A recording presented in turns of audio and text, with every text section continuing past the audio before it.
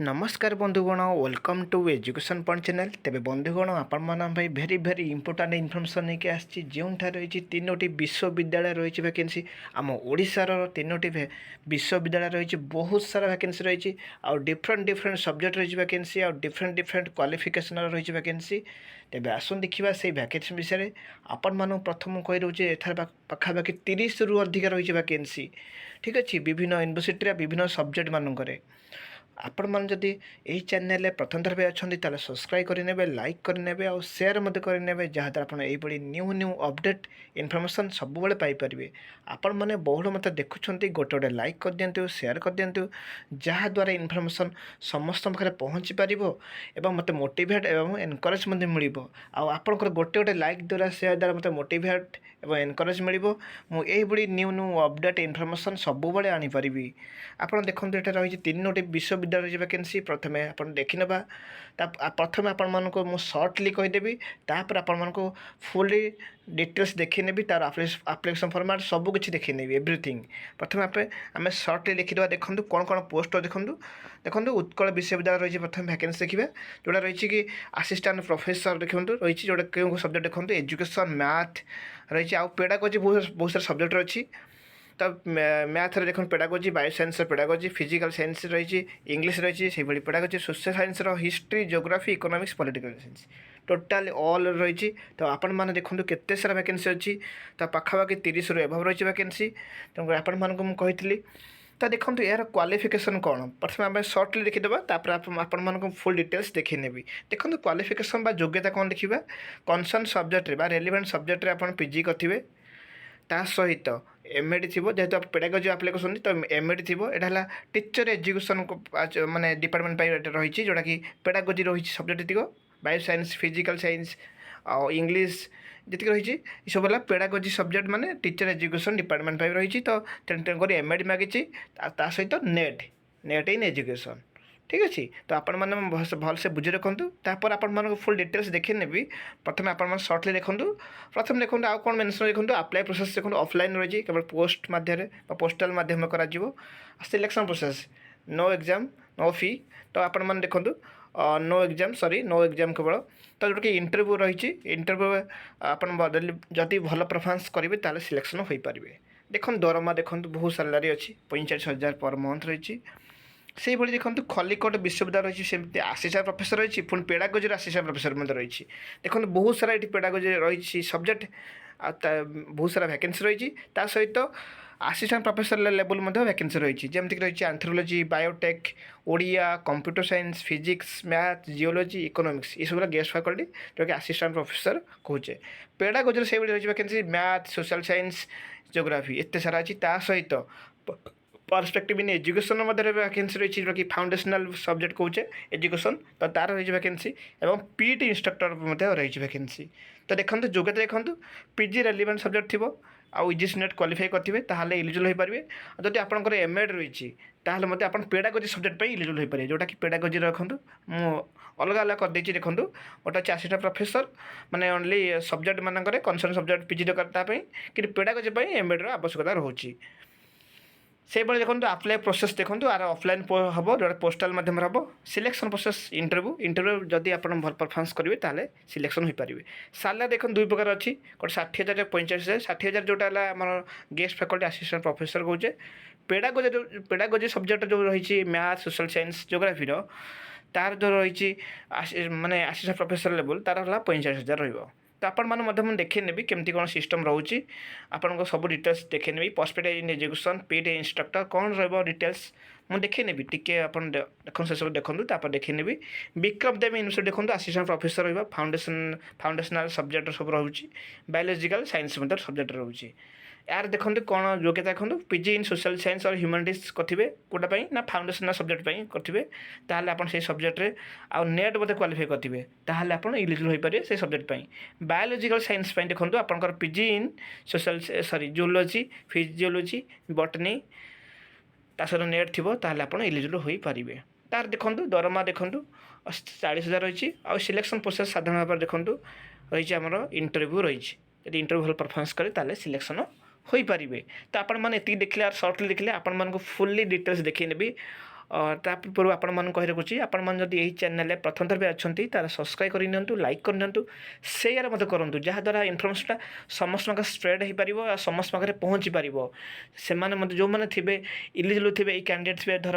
ମାନେ ୱେଟ୍ କରିଥିବେ job vacancy ପାଇଁ, ସେମାନେ ମଧ୍ୟ ଉପକୃତ ହୋଇପାରିବେ ଆପଣଙ୍କ ଗୋଟେ ସେୟାର ଦ୍ୱାରା। ଆଉ ଲାଇକ୍ ଦ୍ୱାରା ମୋତେ ବହୁତ ସାରା ମୋଟିଭେଟ୍ ମିଳିବ ଆଉ ଏନକରେଜ୍ ମଧ୍ୟ ମିଳିବ। ମୁଁ ଏହିଭଳି ନ୍ୟୁ ଅପଡେଟ୍ ଇନଫର୍ମେସନ୍ ସବୁବେଳେ ଆଣିପାରିବି। ତେବେ ଦେଖନ୍ତୁ ଆର ଫୁଲ୍ ଡିଟେଲ୍ସ ଦେଖିବା ସବୁ ଜବ୍ର ବା ସବୁ ବିଶ୍ୱବିଦ୍ୟାଳୟର। ଦେଖନ୍ତୁ ଏଇଟା ହେଲା ଉତ୍କଳ ବିଶ୍ୱବିଦ୍ୟାଳୟ ରହିଛି, ଭ୍ୟାକେନ୍ସି ରହିଛି, ଯେଉଁଟାକି ଦେଖନ୍ତୁ ଏଠି ମେନସନ୍ ରହିଛି ଉପରେ ଟୋଟାଲି ଟେମ୍ପୋରାରୀ ବେସିସ୍ ମଧ୍ୟ ମେନସନ୍ କରିଦେଇଛି, ଆପଣମାନେ ମଧ୍ୟ ଦେଖିପାରୁଥିବେ, ଯେଉଁଟାକି 45,000 ପର୍ ମନ୍ଥ। ତ ଅଲରେଡ଼ି ଆପଣମାନଙ୍କୁ କହି ରଖିଛି। ଦେଖନ୍ତୁ ଆସିଷ୍ଟାଣ୍ଟ ପ୍ରଫେସର ଗୋଟେ perspective in education, foundation of education subject ପାଇଁ କେବଳ, ଯେଉଁଟାକି post graduation MA in education. ତ ଯେଉଁମାନେ MA ଇନ୍ ଏଜୁକେସନ୍ କରିଥିବେ ସେମାନେ ଏଲିଜିବଲ୍ ହେଇପାରିବେ। ସେମାନେ MA ସହିତ BEd କରିଥିବା ଆବଶ୍ୟକତା ରହିଛି ଆଉ ନେଟ୍ କ୍ୱାଲିଫାଇଟା କମ୍ପଲସରି ଦରକାର ରହିଛି। ତ ଏଇଠି ଏତିକି ହେଲା ଆପଣଙ୍କର ଯେଉଁଟା MA ଏଜୁକେସନ୍ ପିଲାଙ୍କ ପାଇଁ ଏଇଟା ହେଲା ମାନେ ଇଲିଜିବଲ୍ କ୍ରାଇଟେରିଆ ବା ଯୋଗ୍ୟତା କହିପାରିବା। ଯଦି ସେମାନେ ଅଦର ସବଜେକ୍ଟ ପିଲା ଆପ୍ଲାଏ କରିବେ, ଯେମିତି ସୋସିଆଲ୍ ସାଇନ୍ସ ସବଜେକ୍ଟରେ ଆପ୍ଲାଏ କରିବେ, ତ PG ଇନ୍ ସୋସିଆଲ୍ ସାଇନ୍ସ କରିଥିବେ, ତା ସହିତ MAd ରହିଥିବା ଆବଶ୍ୟକତା ରହିଛି, MAd। ତ ସେମାନେ ପାଇଁ MAd ଦରକାର, ଆଉ ତା ସହିତ ନେଟ୍ ଇନ୍ ଏଜୁକେସନ୍ ବି ଆବଶ୍ୟକ ରହିଛି। ଆଉ ଯଦି PhD ରହିଛି ତାହେଲେ PhD ଇନ୍ ଏଜୁକେସନ୍, ତାହେଲେ ସେମାନେ ଡିଜେବଲ୍ ପାଇବା ଏ ପ୍ରିଫରେନ୍ସ ଅଧିକା ମିଳିବ। ତାପରେ ଦେଖନ୍ତୁ ଆସିଷ୍ଟାଣ୍ଟ ପ୍ରଫେସର ଅଲରେଡ଼ି ଆପଣମାନଙ୍କୁ କହିଦେଇଛି, ଯେଉଁଟା ପେଡାଗୋଜି ସବଜେକ୍ଟର। ଆପଣମାନେ କନସର୍ନ ସବଜେକ୍ଟରେ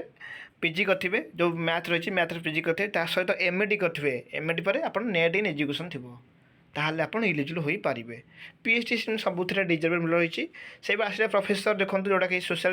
ବାୟୋସାଇନ୍ସ, ତ ସେମିତି ପୋଷ୍ଟ ଗ୍ରାଜୁଏଟ୍ କନସର୍ନ ସବଜେକ୍ଟ ଥିବ,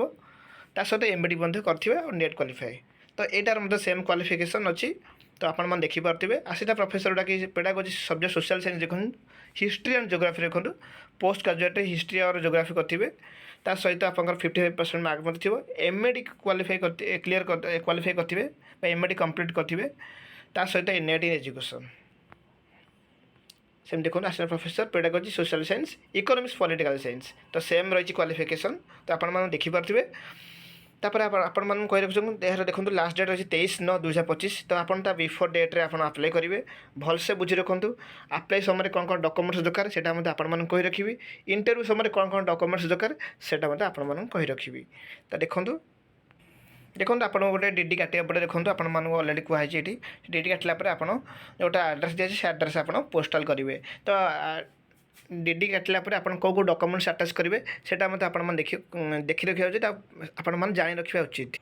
ତ ଆପଣମାନେ ଦେଖନ୍ତୁ ଏଇ ଆଡ୍ରେସ୍ ଆପଣ କରିବେ। ତ ମୁଁ ଏଠି ଡେସ୍କ୍ରିପସନ୍ ବକ୍ସରେ ଗୋଟେ ଲିଙ୍କ୍ ଦେବି, ସେ ଲିଙ୍କ୍ କ୍ଲିକ୍ କଲା ପରେ ଆପଣମାନେ ମଧ୍ୟ ଫୁଲ୍ ଡିଟେଲ୍ସ ପାଇଯିବେ। ସେଇଠି ମଧ୍ୟ ଆପ୍ଲିକେସନ୍ ଫର୍ମାଟ୍ ମଧ୍ୟ ପାଇପାରିବେ। ସବୁ ଜବ୍ ଭ୍ୟାକେନ୍ସିର ଆପ୍ଲିକେସନ୍ ଫର୍ମାଟ୍ ପାଇପାରିବେ, କାହିଁକିନା ଗୋଟେ ଆପ୍ଲିକେସନ୍ ଫର୍ମାଟ୍ ନହେଲେ ଆପଣ ଆପ୍ଲାଏ କରିବା ହୋଇପାରିବନି, ମାନେ କମ୍ପ୍ଲିଟ୍ ହୋଇପାରିବନି। ତେଣୁକରି ଆପ୍ଲିକେସନ୍ ଫର୍ମାଟ୍ ଦରକାର। ତା ସହିତ ଯେଉଁ ଡକୁମେଣ୍ଟସ୍ ଆଟାଚ୍ କରିବେ ସେଇଟା ମଧ୍ୟ ଆପଣମାନଙ୍କୁ କହି ରଖିଥିବି, ଆପଣମାନେ ଭଲସେ ବୁଝି ରଖିବେ। ଭିଡ଼ିଓଟି ଶେଷ ପର୍ଯ୍ୟନ୍ତ ଦେଖନ୍ତୁ ଏଇଟା ହେଲା ଆପ୍ଲିକେସନ୍ ଫର୍ମାଟ୍। ମୋର ଡେସ୍କ୍ରିପସନ୍ ବକ୍ସରେ ଗୋଟେ ଲିଙ୍କ୍ ଦେବି, ସେ ଲିଙ୍କ୍ କ୍ଲିକ୍ କଲେ ଆପଣ ପାଇଯିବେ ଆପ୍ଲିକେସନ୍ ଫର୍ମାଟ୍ଟା। ତାପରେ ଆପଣଙ୍କୁ ପ୍ରିଣ୍ଟ ବାହାର କରିଦେବେ। ପ୍ରିଣ୍ଟ ବାହାର କଲା ପରେ ଆପଣ ସବୁ ଫିଲ୍ଅପ୍ ସଠିକ୍ ଭାବରେ ଫିଲ୍ଅପ୍ କରିବେ। କ'ଣ କ'ଣ ଡକୁମେଣ୍ଟସ୍ ଆଟାଚ୍ କରି ଆପଣ ଶୁଣନ୍ତୁ। ଧର ଆପଣ ପେଡାଗୋଜିକାଲ୍ ସବଜେକ୍ଟରେ ଆପ୍ଲାଏ କରୁଛନ୍ତି ମ୍ୟାଥ୍ରେ, ତ ଆପଣ 10th ପାଖରୁ PG ଦରକାର, ତା ସହିତ MAd ମଧ୍ୟ ଦରକାର ଆଉ ନେଟ୍ ଦରକାର ମଧ୍ୟ। ତ ଆପଣଙ୍କ 10th ପାଖରୁ PG, MAd, ନେଟ୍ ସବୁ ସାର୍ଟିଫିକେଟ୍ ଆଣ୍ଡ ମାର୍କସିଟ୍, +2 +3 ସବୁ ଜାଗାର ସବୁ ଜେରକ୍ସ କରିନେବେ। ଜେରକ୍ସ କଲା ପରେ ତା ସହିତ ଆଇଡେଣ୍ଟି ପ୍ରୁଫ୍ ଜେରକ୍ସ କରିବେ ଆଉ ପାସପୋର୍ଟ ସାଇଜ୍ ଫଟୋ ଜେରକ୍ସ କରିବେ। ଯଦି ଏକ୍ସପିରିଏନ୍ସ ଅଛି ଏକ୍ସପିରିଏନ୍ସ ସାର୍ଟିଫିକେଟ୍ ସାର୍ ମଧ୍ୟ ଆଟାଚ୍ କରିବେ, ଜେରକ୍ସ କରିକି, ଓରିଜିନାଲ୍ ନୁହେଁ, xerox, identity passport size photo ଆଉ ଆପ୍ଲିକେସନ୍ ଫର୍ମାଟ୍ ସବୁ ଆଟାଚ୍ କଲା ପରେ ଯେଉଁ ଆଡ୍ରେସ୍ ଅଛି, ମୁଁ ଡେସ୍କ୍ରିପସନ୍ ବକ୍ସରେ ଲିଙ୍କ୍ ଦେଇଦେବି, ସେ ଲିଙ୍କ୍ କ୍ଲିକ୍ କଲେ ଆପଣ ମଧ୍ୟ ଆଡ୍ରେସ୍ଟା ପାଇଯାଇପାରିବେ, ସବୁ ଡିଟେଲ୍ସ ପାଇଯିବେ ସେଇଠି। ତ ସେଇ ଆଡ୍ରେସ୍ ସହିତ ଆପଣ ପୋଷ୍ଟାଲ୍ ଆଡ୍ରେସ୍ରେ ପଠାଇ ପାରିବେ। ତାପରେ ଆପଣଙ୍କୁ ଫର୍ଦର ଇନଫର୍ମେସନ୍ ସେମାନେ କରିବେ। ତାପରେ ଏହାର ପ୍ରୋସେସ୍ ଅଲରେଡ଼ି ମୁଁ କହିଛି, ସିଲେକ୍ସନ୍ ପ୍ରୋସେସ୍ ରହିଛି, ଇଣ୍ଟରଭ୍ୟୁ ରହିଛି। ଇଣ୍ଟରଭ୍ୟୁ ଯଦି ଆପଣ ଭଲ ପରଫର୍ମାନ୍ସ କରୁଛନ୍ତି ତାହେଲେ ଆପଣ ସିଲେକ୍ସନ୍ ହୋଇଯିବେ। ତେବେ ଆସନ୍ତୁ ଦେଖିବା ଆହୁରି ରହିଥିଲା ଯେଉଁ ଭ୍ୟାକେନ୍ସି। ସେକେଣ୍ଡରେ ଆପଣମାନଙ୍କୁ ଖଲିକୋଟ ବିଶ୍ୱବିଦ୍ୟାଳୟ ବିଷୟରେ କହିବି। ଦେଖନ୍ତୁ ଅଲରେଡ଼ି ଆପଣମାନଙ୍କୁ କହିଥିଲି ପାଖାପାଖି 30 ଏଭଭ୍ ରହିଛି ଭ୍ୟାକେନ୍ସି। ଦେଖନ୍ତୁ କେତେ ସାରା ଭ୍ୟାକେନ୍ସି ଦେଖନ୍ତୁ। ଫାଷ୍ଟ ଏତିକି ରହିଛି ଗେଷ୍ଟ ଫ୍ୟାକଲ୍ଟି ରହିଛି। ତାପରେ ଦେଖନ୍ତୁ କେବଳ BEd ଡିପାର୍ଟମେଣ୍ଟର ବା ଟିଚର୍ ଏଜୁକେସନ୍ ଡିପାର୍ଟମେଣ୍ଟର ମଧ୍ୟ କେତେ ସାରା ଭ୍ୟାକେନ୍ସି ଦେଖନ୍ତୁ। ଏତେ ସାରା ଭ୍ୟାକେନ୍ସି ରହିଛି, ସବୁ ଡିଫରେଣ୍ଟ ସବଜେକ୍ଟର, ଡିଫରେଣ୍ଟ ପେଡାଗୋଜି ସବଜେକ୍ଟର ବା ଡିଫରେଣ୍ଟ କନସର୍ନ ରହିଛି ଡିପାର୍ଟମେଣ୍ଟର ରହିଛି ଭ୍ୟାକେନ୍ସି ରହିଛି। Anthropology, biotechnology, computer science, economics, geology, mathematics ଏଇଭଳି ରହିଛି। ସେଇଭଳି BEd ମାନଙ୍କ ପାଇଁ ଦେଖନ୍ତୁ ଗେଷ୍ଟ ଫ୍ୟାକଲ୍ଟି ରହିଛି pedagogy mathematics, pedagogy geography, pedagogy social science ଏଇଭଳି ରହିଛି। सेमती जदि भिडियोटी लंग हो मुझे स्पीड कहीदे आपण जो किसी डाउट थाए ताले कमेंट बॉक्स में कहींपारे तेज यार क्वालिफिकेशन आपको सर्टली कही प्रथम आपण डिवाइड कर कहबी जे कनसर्न सब्जेक्ट मानकर पीजी डिपार्टमेंट मानकर केमती रही सहित बीडी पिला जो रही पेडागोजी सब्जेक्ट सेटा है फाउंडेशन सब्जेक्ट एटा है पेडागोजी सब्जेक्ट तो सॉरी पेडागोजी सब्जेक्ट मानकर क्वालिफिकेशन कौन रही सब डिवाइड कर भलसे बुझेदेवी शेष पर्यटन भिडियो देखो पूरा क्लीयरली बुझीजे देखो प्रथम देखो असिस्टेंट प्रोफेसर जोटा कि डिपार्टमेंट बा फाउंडेशनल सब्जेक्ट जो थिला जो थिला कोर्स सॉरी फाउंडेशनल सब्जेक्ट जो थिला वैकेंसी सेटा देखिए असिस्टेंट प्रोफेसर लेवल जोटा देखो से मैंने कौन करेंगे ना बोथ रिटायर्ड एंड फ्रेशर पिला अप्लाई करेंगे जो मानकर पीजी कनसर्न सब्जेक्ट पीजी थी सहित नेट क्वालिफाई करेंगे और एमफिल और पीएचडी थे से डिजेबल मिल प्रेफरेन्स अधिक मिल जदि से पीजी अच्छी सहित नेट अच्छी ताहले असिस्टेंट प्रोफेसर पाई से इलिजिबल हो पारे भलसे बुझे कहूँ और रहा जो कंप्यूटर साइंस तार नेट किसी मैंडेटरी ना ये मेनसन मत कर देखूँ net is not mandatory for computer science तो से सब्जेक्ट पाई नेटा मैंडेटरी नुह कि एमटेक कर आवश्यकता रही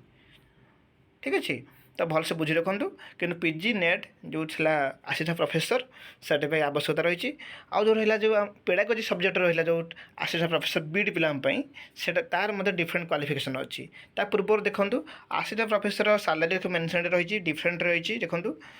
जोटा कि विथ पीएचडी करते से पर मंथ 60,000 मैक्सिमम पाइबे आउ रहा विदाउट पीएचडी जो मैंने पीजी नेट थी ताले से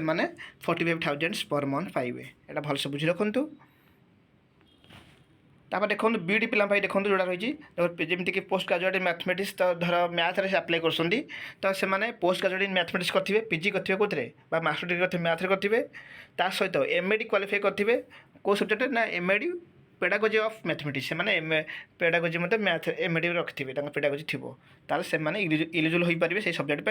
से पोस्ट ग्रेजुएट जोग्राफी थी with MAD for pedagogy of geography तो जोग्राफी पेडागोजी एमएडी आवश्यकता रही से पोस्ट ग्रेजुएट सोशल साइंस थी सहित एमएडी करेंगे ताहले आप इलिजिबल हो पारे सोशल साइंस पेडागोजी सेमती post graduate degree in social science with MEd ता सहित देखो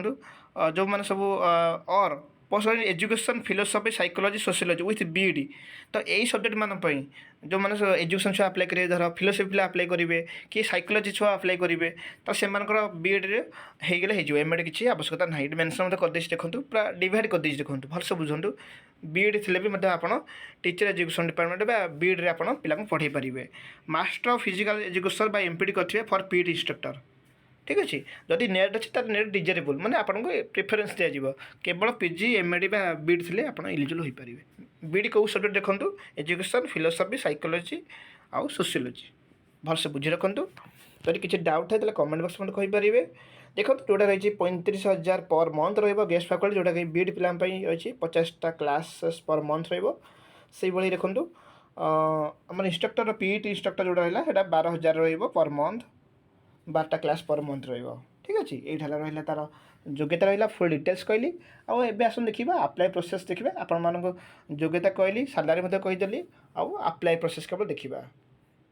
देखो आपको ये मेनसन अच्छे स्पीड पोस्ट और रजिस्ट्रेशन पोस्ट करेंगे जो एड्रेस अच्छी से एड्रेस करेंगे बिफोर 20/9/2025 टी आप जल्दी आवेदन करेंगे कहीं डेट सरी आसो से अनुसार स्पीड जल्दी आवेदन कर आवेदन करने समय कौन कौन डॉक्यूमेंट्स दरकार आ इंटरव्यू समय कौन कौन डॉक्यूमेंट्स दरकार सब डिटेल्स आपण मान कही रखी तो देखो देखो गोटे आप्लिकेसन फर्माट रही ये आप्लिकेसन फर्माट आप प्रिंट बाहर पड़ो प्रिंट बाहर पर आप सठिक भाव फिलअप करने प्रथम फिलअप कलापर आप सब डॉक्यूमेंट्स अटैच करेंगे ठीक अच्छे तापर अटैच कलापर आप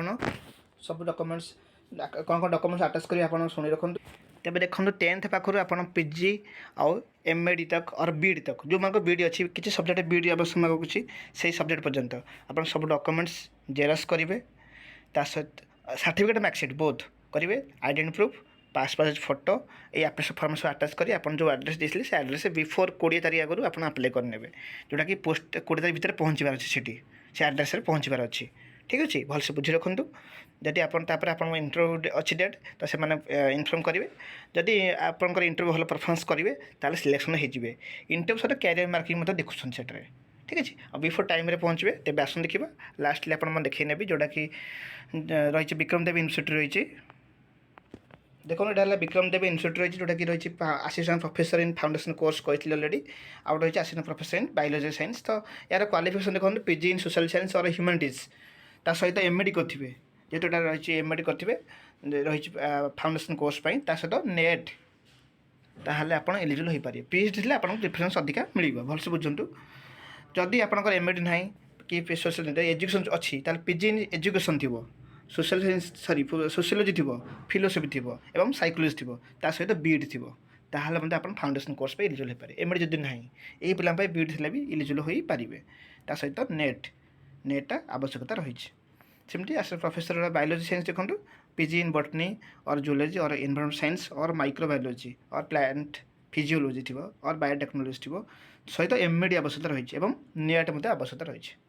ମଧ୍ୟ ଇଲିଜିବଲ୍ ହୋଇପାରିବେ ତାପରେ ଦେଖନ୍ତୁ ଏହାର ସାଲାରୀ 40,000 କହିଛି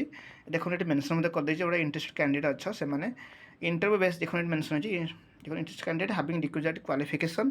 May attend the interview direct ଆପଣ ଇଣ୍ଟରଭ୍ୟୁ ଫେସ୍ କରିବେ ଇଣ୍ଟରଭ୍ୟୁ ଯଦି ଭଲ ପରଫର୍ମାନ୍ସ କରିବେ ତାହେଲେ ଆପଣ ସିଲେକ୍ସନ୍ ହୋଇଯିବେ ଭଲସେ ବୁଝି ରଖନ୍ତୁ দেখুন এটা হল আপ্লিকেসন ফর্মাট আপনার এটা প্রিন্ট ভাগ করে নেবে ইন্টরভিউ সময় এটা মধ্যে আপনার সাংরে নিয়ে যাবে সব ডকুমেন্ট সহিত আপনার যে সবজেক্ট আপ্লাই করবে সেই সবজেক্টর বা সেই ডিপার্টমেন্ট বা সেই गेस्ट लेक्चर बा से फैकल्टी जो सब्जेक्ट जहाँ भी क्वालिफिकेशन रही सब डॉक्यूमेंट्स 10th पाखु सब पीजी बीड तक सब जेरक्स कॉपी ओरिजिनल सब नहीं जी certificate marksheet identity proof experience certificate जो अच्छी नेट सर्टिफिकेट्स पासपोर्ट फोटो यही आप्लिकेसन फर्माट यहाँ नहीं मत जी तापर देखो यहाँ फिलअप मत कर आउ मो डिस्क्रिप्शन बॉक्स लिंक देवी से लिंक क्लिक कले आप पाइबे वीडियो भल लगे लाइक करदे शेयर करदे thank you for this watching आउ बोधे आपण मैंने लास्ट भूलीगली एगेन कही रखुच्छी जे आपण मैंने मो डिस्क्रिप्शन बॉक्स लिंक देले आपण मैंने सही सब डिटेल्स सहित आपण आप्लिकेसन फर्माट पाइबे ठीक अच्छे thank you for this watching.